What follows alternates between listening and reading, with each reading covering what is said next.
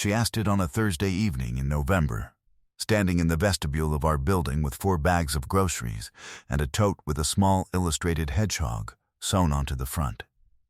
Looking at me the way you look at someone when you have decided to stop pretending a question isn't there. I had taken the bags without being asked. That was the whole thing. I hadn't asked. She hadn't offered.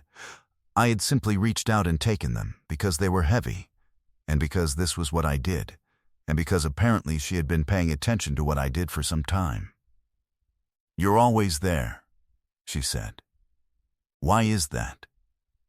She said it without accusation, without embarrassment. She said it the way you ask a question you've already thought about from every angle and have decided to just say.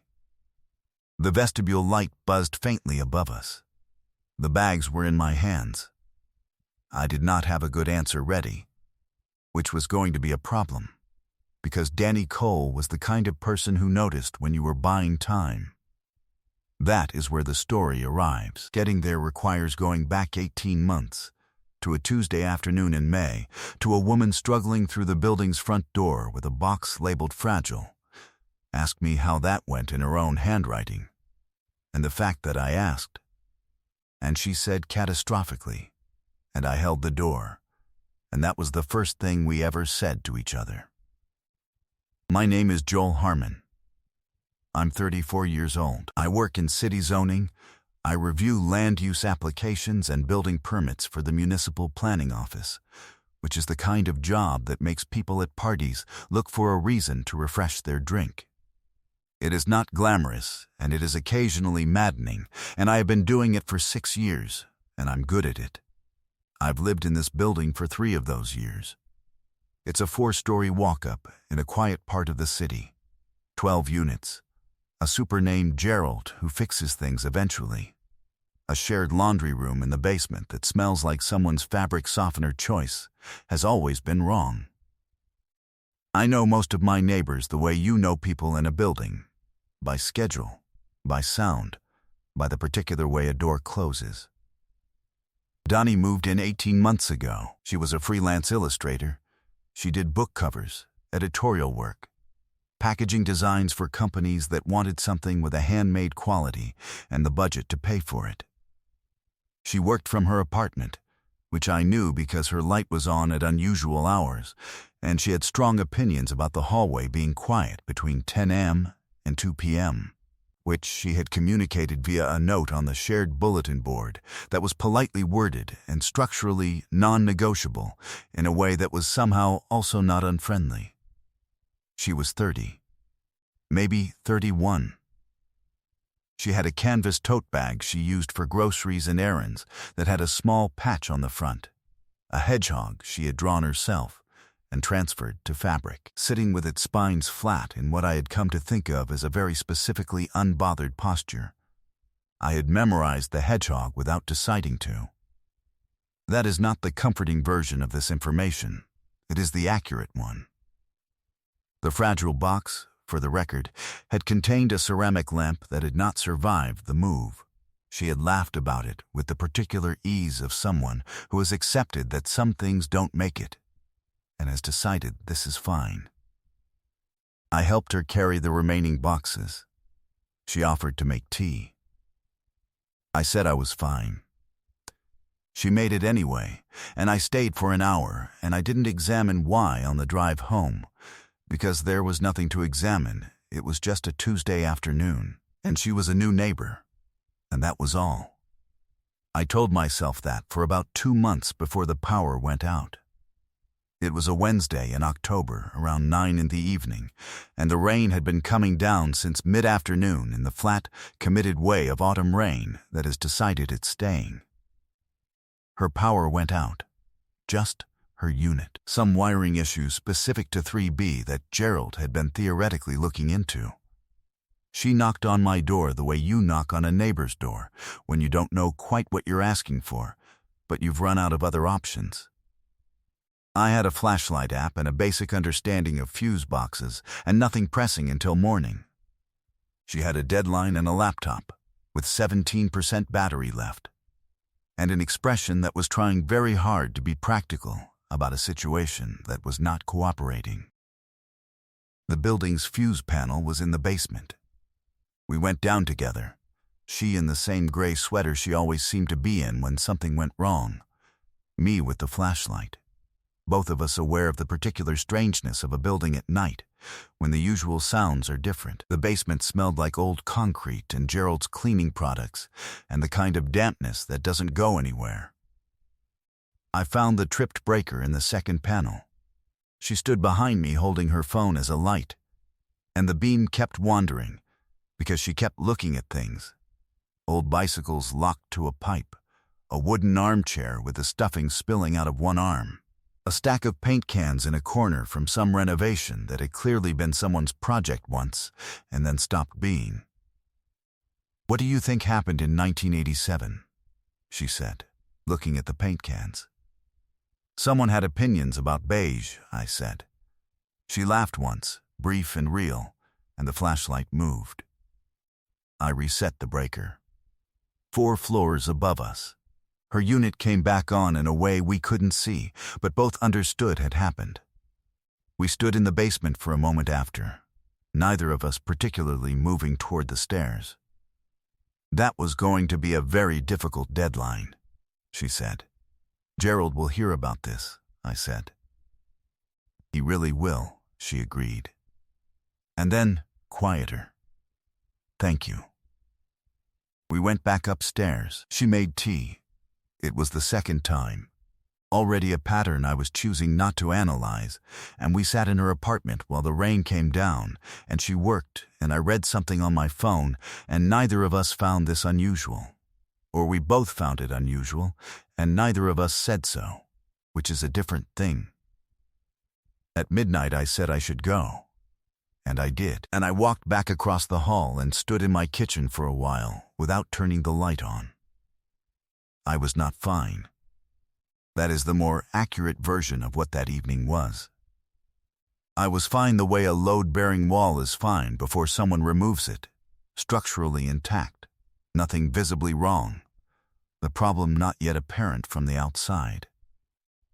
I told myself this was proximity, that this was simply what happened when you lived 15 feet from someone interesting and the building kept providing reasons to be in the same room. I told myself I was a good neighbor and nothing more. I was a good neighbor. That part was accurate. The nothing more part was doing a lot of weight it wasn't designed for. I did not tell myself that I knew she went to the grocery store every Thursday, or that I had started timing my own errands around this in a way that I was not going to examine directly. The evidence was not something I was collecting. It was simply accumulating, the way things do when you pay attention to someone, without deciding to make a formal project of it. In December, I mentioned to Gerald, in passing, in the context of several other maintenance items, that the light in the third-floor hallway outside 3B had been flickering for 2 weeks. He fixed it the next day. She mentioned it to me once, weeks later, saying it had been bothering her and she hadn't known who to tell. I said I'd noticed it too. This was technically true and also not the full version of events. I was aware of the difference and made a choice about it. In January, she left a small note under my door. White index card. Her handwriting, precise and slightly architectural, the kind of writing that comes from someone who thinks about the shape of things. It said, "Thank you for October." Below that, smaller, also the light, and in the bottom corner, a small drawing of a hedgehog, identical to the one on the tote bag, sitting with its spines flat in the exact same specific posture of not being bothered by anything. I put the card in the kitchen drawer, where I keep things I haven't decided what to do with yet. I am aware this is not a neutral place for something to go. In February, I ran into her at the hardware store 3 neighborhoods from ours. She was looking for a specific kind of picture hook. I was looking for weather stripping. Neither of us had a good explanation for being in a hardware store in the other person's direction, so we didn't try to construct one. We spent 40 minutes in the store, then sat in the coffee shop across the street for another 90, and then walked back to the building together in the dark, and said goodnight in the hallway in the manner of two people who have exhausted their plausible errands and are now simply acknowledging that they did this. Neither of us mentioned it afterward. Neither of us needed to. It sat between us like furniture we had both decided to walk around. Neither of us bumping into it, neither of us moving it. Both of us completely aware of where it was. There was an evening in April where she knocked on my door to ask if I had a screwdriver, and I had one, and she took it, and came back 20 minutes later to return it. And neither of us moved out of the doorway for the next 45 minutes while she told me about a project she was working on. She was illustrating a book about migratory birds, she said, which required researching birds she had never seen and had been looking at photographs of for weeks. She had opinions about the Arctic tern that I was not expecting to find as interesting as I did. I have poor survival instincts around women who have strong opinions about things I would never have thought to have opinions about. She went back to her apartment. I stood in my kitchen. This was, I was aware, becoming my primary location for any feeling I had decided not to name yet. The honest version of the next several months was this. I was paying attention in a specific direction, and I knew it, and I had decided not to decide what to do about it. This is not a comfortable way to spend a winter. It is, however, a very sustainable one, because nothing is required of you and nothing is at risk, and if you stay in it long enough, it starts to feel like a reasonable approach to things rather than an avoidance strategy, which is its primary design flaw. March, April, May. The building's rhythms. Her key in the lock at specific hours, she never unlocked it the same way twice. There was always a small fumble. Always a particular sound. The bulletin board note about hallway quiet had been replaced by a different one about the elevator button, which had become sticky, written in the same handwriting and the same politely non-negotiable tone. The hedgehog tote appeared every Thursday.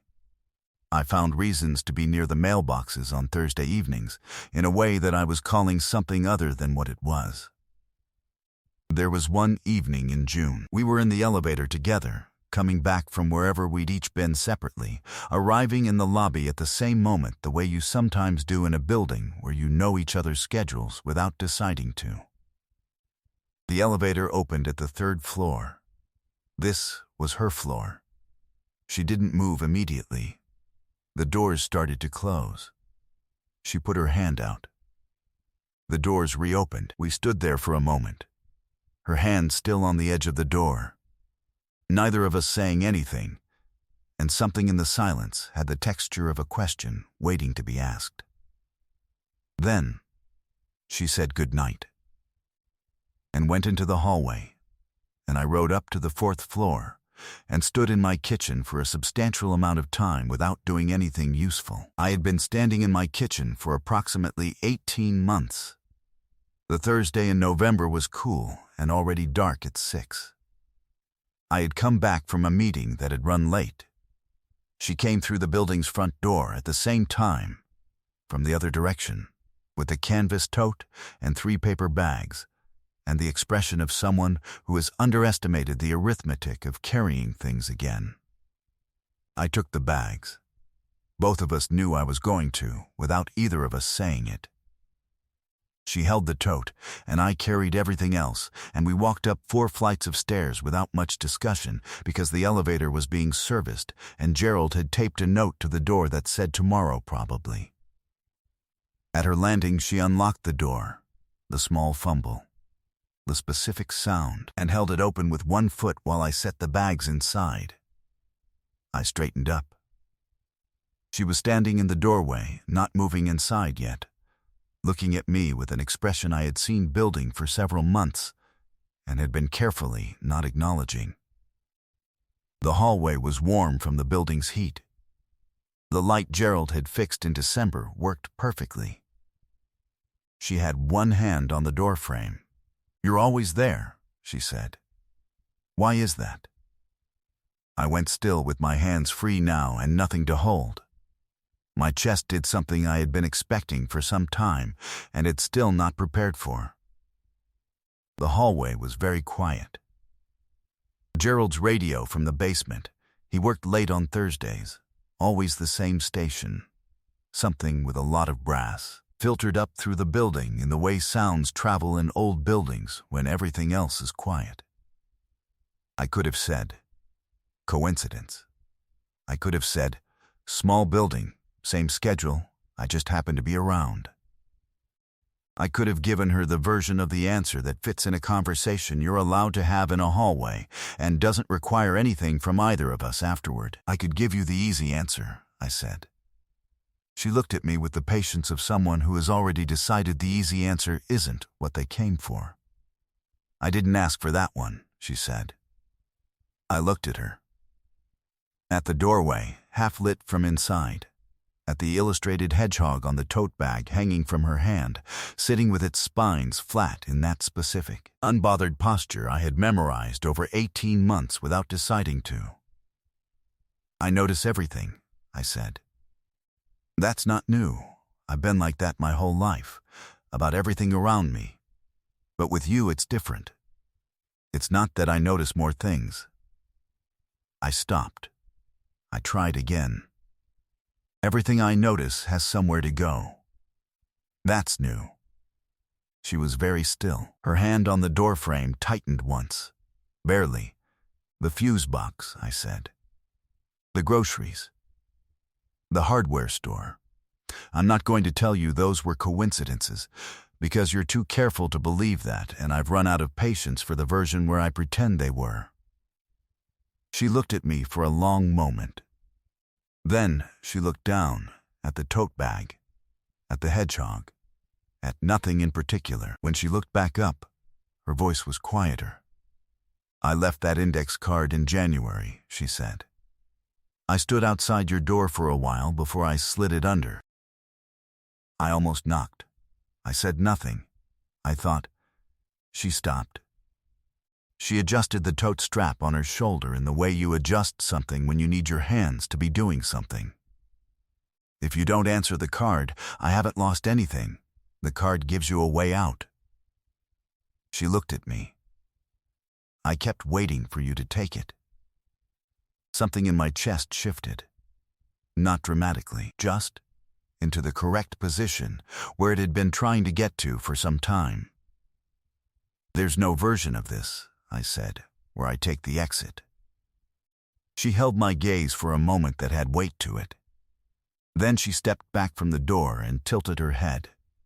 The smallest gesture, barely anything, and I walked into her apartment, and she let the door close behind us. From 3 floors below, Gerald's radio played something with a long brass note that went on for a while and then resolved. She opened her sketchbook on the kitchen table and showed me the original hedgehog study, a pencil page, a dozen versions of the same hedgehog from different angles, progressively more settled in each one until she found the right posture. The unbothered one. I told her she had gotten the posture exactly right. She said she knew. She said it had taken her a while to draw something that wasn't trying too hard, and that she'd learned the trick was to draw it like it didn't need to be anything other than what it already was. I thought about saying something about that. I decided she knew I was thinking it.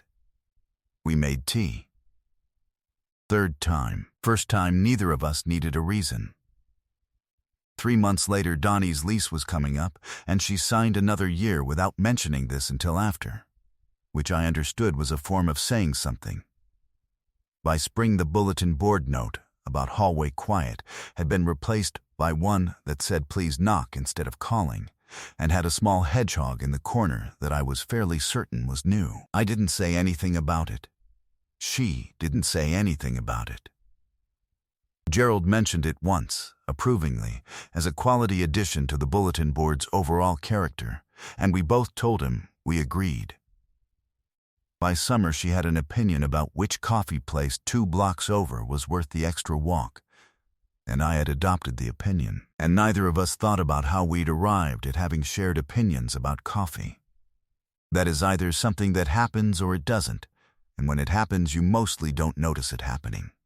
Which is the point. A year after November, when people ask how this started, the honest answer is a vestibule on a Thursday evening, and a question that had been accumulating for 18 months before it finally said itself out loud. Neither of us calls it coincidence anymore, though we both know it was never that. What it was someone paying attention in a specific direction, for a specific reason, long before he was ready to say what the reason was. And someone on the other side of the hallway who had noticed him noticing, and had drawn a hedgehog on an index card and slid it under his door, and had been waiting, patiently, with the specific patience of someone who knows how to draw something that isn't trying too hard, to see if that was enough, or if she would have to ask the question directly. She asked it directly. It turns out that was enough too.